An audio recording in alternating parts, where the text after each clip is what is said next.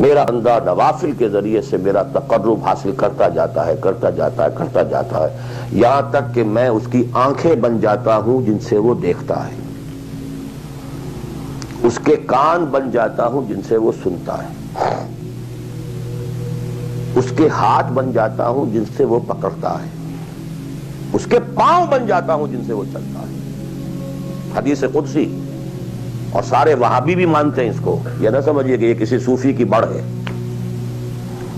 حدیث صحیح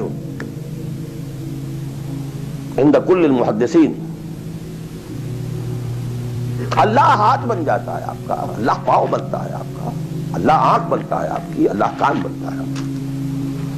یہ بہت اونچی بات ہے، بہت اونچی بات ہے، بہت اونچی بات ہے، لیکن یہ تقرب بالنوافل کا درجہ کہاں آئے گا؟ جہاں آپ ایک اسلامی نظام کے تحت سانس لے رہے ہیں، جہاں وہ اسلامی نظام نہیں ہے، پہلا فرض تن من دھن اس نظام کو بدلنے کے لیے لگا دینا۔ اگر یہ نہیں ہے تو نماز نہیں ہے، منہ پر دے ماری جائے گی۔ میں جو کچھ کہہ رہا ہوں علی وجہ البصیرت کہہ رہا ہوں، میری پوری زندگی کے مطالعے کا نچوڑ ہے۔ نماز منہ پر دے ماری جائے گی، روزے منہ پر دے مارے جائیں گے۔ You reconcile yourself to that system جو میری بغاوت کے اوپر مبنی تھا۔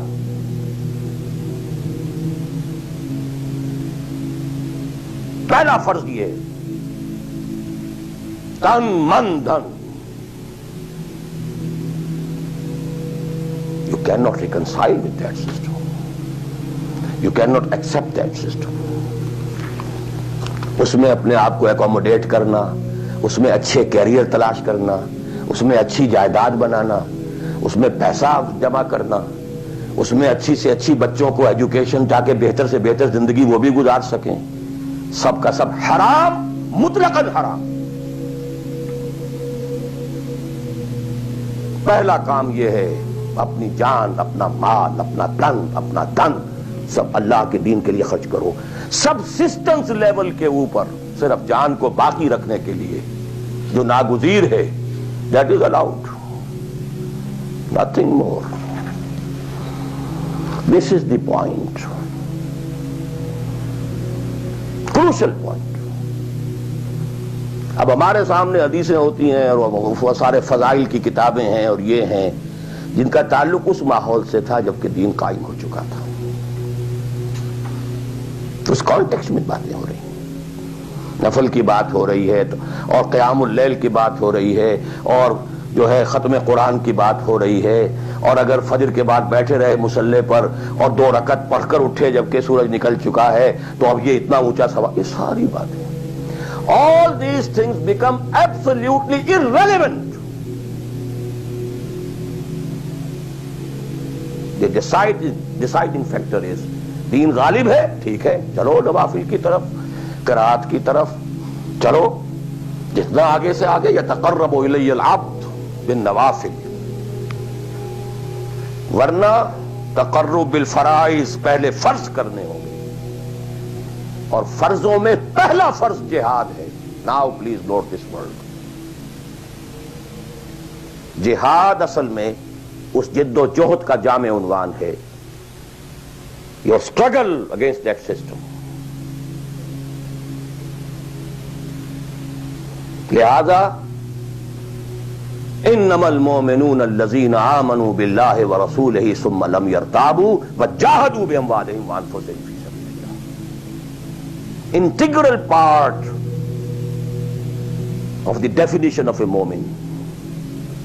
اگر زندگی اس سے خالی ہے یا اتنی ہے، وہ جتنی ہو جائے نفل کے درجے میں، اصل وقت، اصل دھارا بہ رہا ہے دنیا کی طرف، دنیا کے حصول کے لیے، جتنا پھیل سکیں، جتنا پھل سکیں، جتنا پھول سکیں، جتنی جڑیں گہری جما سکیں، جتنا کچھ اولاد کے لیے چھوڑ کر مر سکیں، جتنا اولاد کو زیادہ سے زیادہ دنیا کی سہولتیں دینے حاصل کرنے کے قابل بنا کر جا سکیں، ساری تو توانائیاں اور ساری قوتیں اور ساری صلاحیتیں اور سارے اوقات تو کپے ہوئے اس میں۔ اچھا اب کوئی تھوڑا سا دین کا کام بھی، آخر دھوکہ تو اپنے آپ کو دینا ہی ہے نا.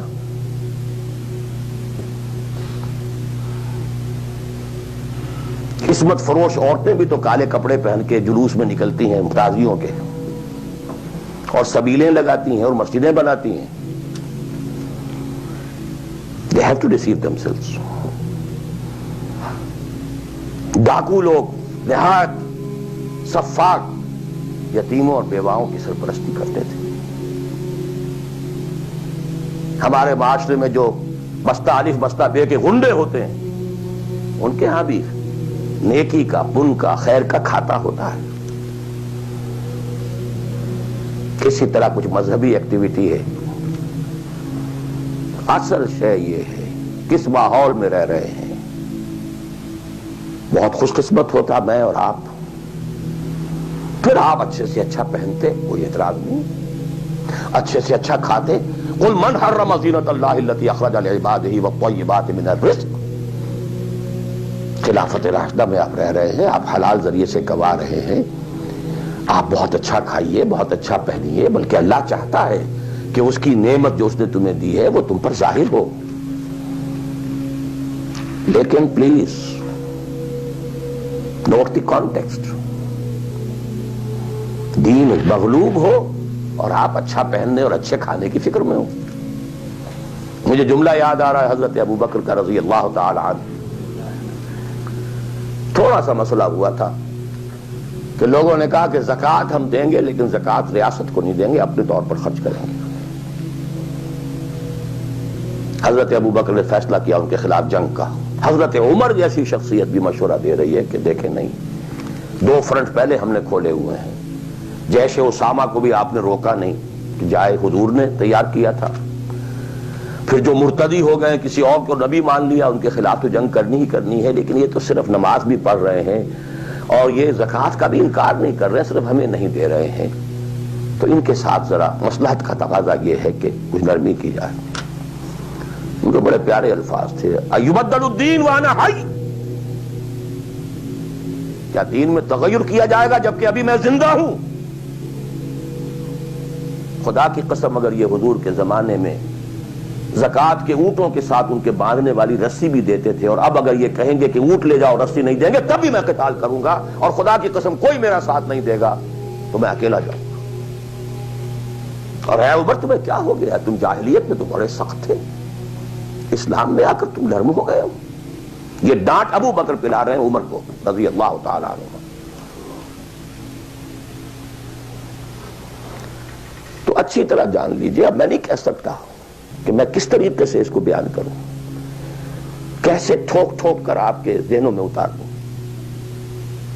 یہ ہے اصل شے. دین کا سارا سٹرکچر ہی بالکل ریورس ہو جاتا. The whole value structure absolutely changes. دین غالب ہے تو وہ ساری باتیں ہیں جو ہم نے خوب یاد کی ہوئی ہیں. آج حقوق والدین بھی تو ہے نا, آخر بچوں کے حقوق بھی تو ہے نا. یہ حقوق والدین جو ہے ان مہاجرین کو یاد نہیں آئے جو اپنے ماں باپ کو چھوڑ کر مدینے پہنچ گئے تھے. یہ اولاد کے حقوق انہیں یاد نہیں آئے, بیویوں کے حقوق یاد نہیں آئے. وہ تو فینیٹکس تھے نا, پاگل تھے نا. مدینے کے منافقین نے انہیں سفہاء کہا تھا, بے وقوف لوگ ہیں یہ. انؤمن کما آمن السفہاء, these fools, these fanatics. یہ ساری حدیثیں آپ کو یاد ہیں.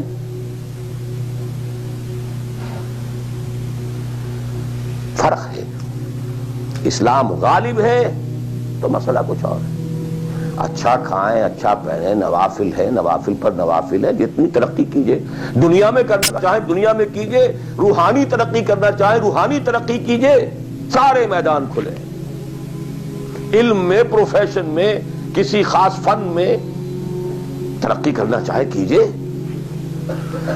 دین غالب نہیں ہے اور آپ خود 50%, 60%, 70%, 90% کافر ہیں, اس لیے کہ اس ماحول کا جز ہے جس میں کفر کا نظام ہے. تو پہلا کام تو اپنے آپ کو اس کفر سے نجات دلانا ہوگا. پھر نماز بھی اسی کے لیے ہے. وَاسْتَعِینُوا بِالصَّبْرِ وَالصَّلَاةِ، مدد حاصل کرو نماز سے. کس کام کے لیے مدد حاصل کرو؟ The mission to make the deen of Allah supreme. ان اقیموا الدین. نماز اس کے لیے سب سروینٹ ہے، اس کے لیے مدد ہے. روزہ اسی کے لیے جنگ کرنے کی صلاحیت پیدا کرنے کے لیے ہے. اس لیے 23ویں رکوع میں سورہ بقرہ کے روزے اور رمضان کے احکام ہے، 24ویں رکوع میں قتال شروع ہو گیا. قاتلوا فی سبیل اللہ الذین یقاتلونکم. اور عرب جو ہیں وہ روزہ رکھواتے ہی صرف گھوڑوں کو تھے، خود تو رکھتے ہی نہیں تھے، چونکہ گھوڑے کو استعمال کرتے تھے لوٹ مار میں، غارت گری میں، جنگوں میں. اور گھوڑا ہے نرم نازک مزاج جانور، پیاس برداشت نہیں کر سکتا، بھوک برداشت نہیں کر سکتا. اونٹ تو کر جاتا، چاہیے تھا انہیں گھوڑا. لہذا گھوڑے کو عادی بناتے تھے دھوپ کا، پیاس کا، بھوک کا، تاکہ ایسا نہ ہو کہ مارکے کا وقت اور گھوڑے صاحب جواب دیے بیٹھے ہوں تو سوار کیا کرے گا.